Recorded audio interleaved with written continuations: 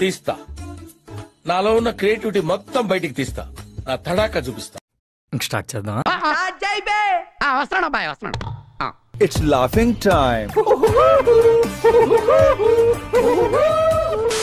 నేను home ministry తీసుకోనా అంటూ కూడా ఆయన చాలా గట్టిగా మాట్లాడారు. ఆ దిశగా ఏమన్నా అడుగులు పడుతున్నాయి? ఎవరిని పట్టుకొని ఏం అడుగుతున్నారు? ఆయనని ఫస్ట్ వచ్చిందయ్యా వయ్యారి 30,000 మంది అమ్మాయిలు మిస్ అయ్యారు అన్నారు కదా, అందులో ఒక్క అమ్మాయినైనా వెనక్కి తీసుకొచ్చారా? Straight question. ఏమి జ్ఞానం ఉందో, ఏమి బుద్ధి ఉందో, ఏమి బుర్ర పని చేస్తా ఉందా, పని చేయడం లేదా, నాకైతే అర్థమే కాదు. నాకు కూడా ఏం అర్థమైతలేదు సార్.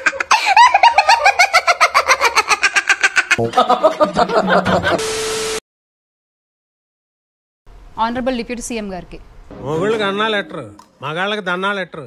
ఏం బతుకులేమి. శ్యామల, యాంకర్ శ్యామల జస్ట్ సిద్ధం సభలు పెడుతున్నాము, గెస్ట్ గా రండి అంటే నాకేం డబ్బులు ఇస్తారు అని చెప్పేసి అడిగిందంట ఈమె.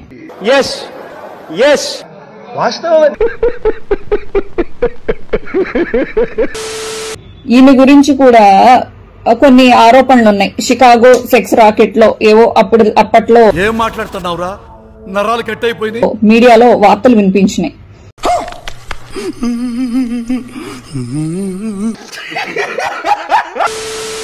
నాకు పర్సనల్ గా తెలిసినా కూడా కొన్ని డీటెయిల్స్ నేను చెప్పాలని అనుకోవట్లేదు. కమ్ములు పత్రబాబు చెప్ప. సెక్స్ రాకెట్ లో పట్టుబడిన వాళ్లతో కూడా మాట్లాడుతున్నారు. రిప్రజెంటేటివ్ వైఎస్ఆర్సీపీ అధికార ప్రతినిధి అని చెప్పేసి ఆర్కే రోజా గారితో ఈక్వల్ గా కూర్చోబెట్టారు ఈమెను.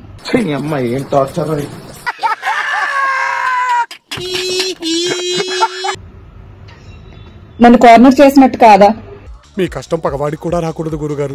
మరేరా, మహిళలకు అండగా ఉంటాను, మహిళల్ని ఒక్క మాట అన్నా అసలు నేను ఒప్పుకోను, ఒక మాట పండివని అంటారు కదా.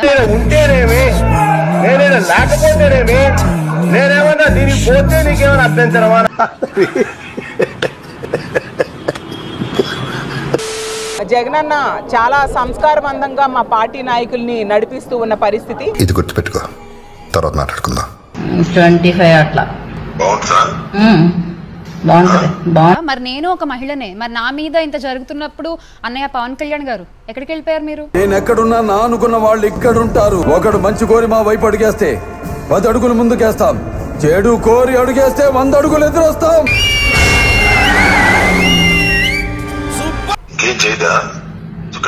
మీకేం కావాలి? మంచి ఆటగాళ్ళ, మంచి ఆటగాళ్ళు. అన్ని కావాలంటే చేస్తా లేదా చెప్తున్నా. ఏం లేదే.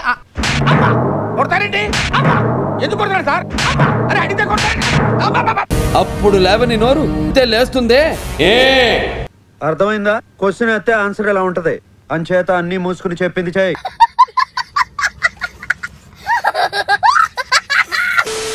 వాళ్ళని ఆయన కంట్రోల్లో పెట్టుకుంటే చాలా బాగుంటుంది. జగనన్న చాలా సంస్కారవంతంగా మా పార్టీ నాయకుల్ని నడిపిస్తూ ఉన్న పరిస్థితి. అటు చూడు. ట్రిపుల్ ఎక్స్ సోప్, సంస్కారవంతమైన సోప్. ఆయన కంట్రోల్లో పెట్టకుండా, ఆయన ఒక మాట చెప్పకుండా వదిలేశారు. మీ ఇష్టం, మీరు రెచ్చిపోండి అన్నట్టు. వాళ్ళు రెచ్చిపోతున్నారు. జగనన్న చాలా సంస్కారవంతంగా మా పార్టీ నాయకుల్ని నడిపిస్తూ ఉన్న పరిస్థితి. అటు చూడు బే. హాఫ్ అన్ అవర్ అంటే ఏమని చెప్పేసారు, రమ్మంటారు చెప్పండి. బాగా సార్ చండాలంగా ఉంటది.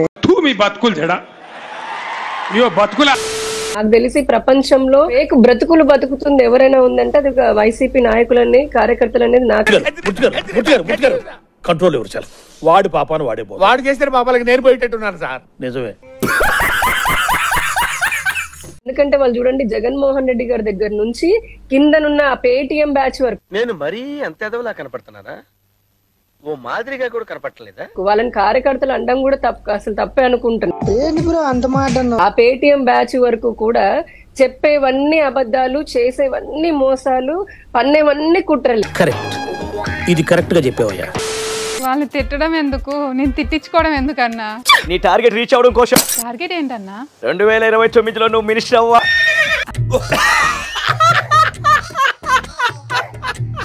మన ప్రభుత్వం వస్తే నువ్వే కదా హోమ్ మినిస్టర్. ప్లానింగ్ పెద్ద ప్లానింగే. అన్న స్క్రిప్ట్ ఇవ్వండి. రోజుకి ఎన్ని షిఫ్ట్లు చెప్పిన ప్రెస్ మీట్ లో మాట్లాడాలో చెప్పండి. నేను రెడీ, మీరు రెడీ. మేము మిమ్మల్ని ఎర్రపుకులు చేయటం లేదు, మీరే ఎర్రిపుకులు. అలా ఈ రాష్ట్రాన్ని నాశనం చేయాలి, ఈ రాష్ట్ర ప్రజల పైన పగబట్టుకుని ఉన్నటువంటి వ్యక్తులు వీళ్ళంతా. రేపటి నుంచి బ్లూ శారీ కట్టుకొని ప్రెస్ మీట్ లో కూర్చోవాలి. శారీ కూడా బ్లూ శారీ. మినిస్టర్ పని ఉందా? పర్వాలేదన్నా, కట్టుకుంటాను. ఏం ఫీల్ ఉన్నది మామయ్య? నాకు కామెంట్ పెట్టే వాళ్ళని మీరు తిట్టిపించండి అన్న. ఆల్రెడీ మన బ్యాచ్ రెడీగా అవుతామా? ఏ బ్యాచ్ అన్న? Paytm batch. సార్ ఏంటి సార్ అది? Paytm batch. అందుకేనా నాకు డబ్బులు పేటిఎం యాప్ లో పంపిస్తున్నారు, వేరే యాప్ లో అస్సలు పంపారు మీరు.